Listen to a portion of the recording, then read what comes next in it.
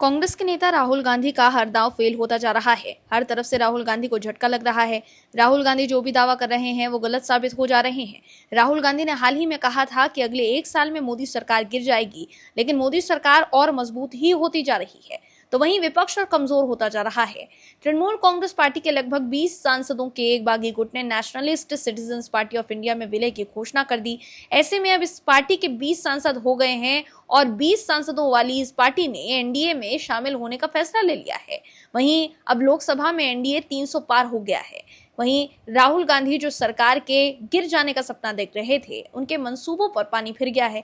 यही वजह है कि पार्टी के आईटी सेल के प्रमुख सुप्रिया श्रीनेत तिलमिला गई हैं। इसके अलावा अमेरिका और ईरान के बीच हुए शांति समझौते पर दुनिया भर में स्वागत किया जा रहा है। इस समझौते के बाद होर्मुज को फिर से खोलने और क्षेत्र में तनाव कम होने की उम्मीद बढ़ गई है। अमेरिकी राष्ट्रपति डोनाल्ड ट्रंप ने सोशल मीडिया पर इसकी घोषणा करते हुए इसे ऐतिहासिक करार दिया है और शिप्स ऑफ द वर्ल्ड को सामान्य रूप से शुरू करने की बात कही है। मगर कांग्रेस के नेता पवन खेड़ा ने इस समझौते के बहाने केंद्र की मोदी सरकार की विदेश नीति पर सवाल खड़े किए हैं। उन्होंने कहा, ये समझौता भले ही शांति की दिशा में बड़ा कदम हो, मगर भारत के लिए ये आत्ममंथन का विषय भी है, क्योंकि पूरी प्रक्रिया में देश की भूमिका लगभग नदारद रही।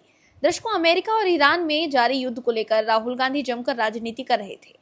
कांग्रेस और विपक्ष के लोग कभी एलपीजी गैस की कमी को लेकर अफवाह फैला रहे थे, तो कभी पेट्रोल और डीजल की कमी को लेकर।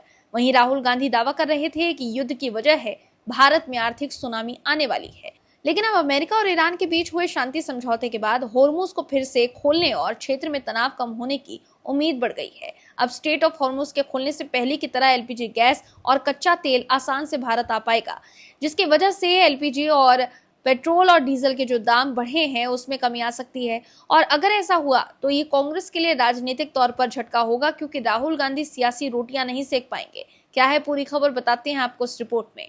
दर्शकों, राहुल गांधी हर वक्त पीएम मोदी पर निशाना साधने में लगे रहते हैं, लेकिन अब वो चौतरफा घिर गए हैं। वहीं पीएम मोदी की लोकप्रियता लगातार बढ़ती जा रही है। टीएमसी के 20 बागी सांसदों के एनसीपीआई में शामिल होने के बाद एनडीए को समर्थन देने से बीजेपी के बाद दूसरा सबसे बड़ा सहयोगी बन गया है।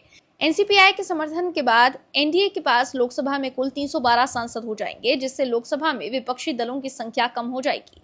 वहीं लोकसभा में सांसदों की संख्या बढ़ने से एनडीए सरकार के लिए महत्वपूर्ण विधेयकों और संवैधानिक संशोधनों जैसे महिला आरक्षण परिसीमन विधेयक 2026 को पारित कराने के लिए बहुमत जुटाना आसान हो जाएगा। ऐसे में संवैधानिक संशोधनों जैसे महिला आरक्षण परिसीमन विधेयक 2026 को लोकसभा में गिराकर राहुल गांधी जो अपनी जीत मना रहे थे, उन्हें अब बड़ा झटका लग सकता है। खबर है कि उद्धव ठाकरे की शिवसेना यूबीटी के भी कई सांसद एनडीए का साथ दे सकते हैं। ऐसे में ये सब देख कांग्रेस अभी से ही बेचैन हो गई है। यही वजह है कि कांग्रेस आईटी सेल की प्रमुख सुप्रिया श्रीनेत ने एक्स पर टीएमसी के बागी सांसदों की लोकसभा अध्यक्ष ओम बिरला के साथ मुलाकात की तस्वीर शेयर कर लिखा कि इन लोगों को बंगाल की जनता ने बीजेपी के खिलाफ चुना था, तो अब पलटी मारी ही है। तब थोड़ी हिम्मत भी दिखाएं, संसद की सदस्यता से इस्तीफा दें और जाकर चुनाव लड़ें। गद्दार जैसे मुंह लटकाए खड़े रहने से क्या होगा। वहीं सुप्रिया श्रीनेत इस पोस्ट को लेकर घिर गई हैं और उनके इस पोस्ट से कांग्रेस की ही पोल खुल गई है। सुप्रिया श्रीनेत को एक्स पर जवाब देते हुए यूजर्स ने उन्हें आईना दिखाया है। सुप्रिया को जवाब देते हुए एक यूजर ने लिखा कि राजस्थान में भी मायावती की पार्टी के 6 विधायक थे, उन्होंने सत्ता के खिलाफ डीएमके के खिलाफ चुनाव लड़ा। आंटी, आप इतनी बकवास बातें कहां से लाती हैं।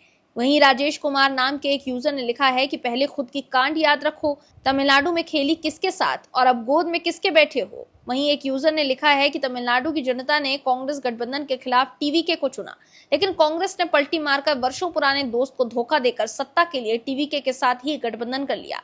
एक यूजर ने लिखा, पहले डीएमके के भरोसे चुनाव लड़ा और जैसे ही वहां हार मिली, सत्ता के लालच में तुरंत टीवीके का दामन थाम लिया। दूसरों को नैतिकता का पाठ पढ़ाने से पहले जरा कांग्रेस अपने गिरबान में झांककर अपने कारनामे देख ले। तो देखा आपने कैसे लोग सुप्रिया श्रीनेत के इस पोस्ट की वजह से कांग्रेस पर सवाल खड़े कर रहे हैं कि कांग्रेस ने डीएमके के साथ चुनाव लड़ा, लेकिन वहां हार मिली तो सत्ता के लालच में तुरंत टीवीके का दामन थाम लिया। दर्शकों, कहा जाता है चुनाव में हार के बाद सत्ता के लिए डीएमके से अलग होकर विजय से हाथ मिलाने का फैसला राहुल गांधी का था। ऐसे में ये पोस्ट कर सुप्रिया श्रीनेत ने राहुल गांधी को ही फंसवा दिया है। वहीं महाराष्ट्र में भी सत्ता के लिए कांग्रेस ने शिवसेना से हाथ मिला लिया था।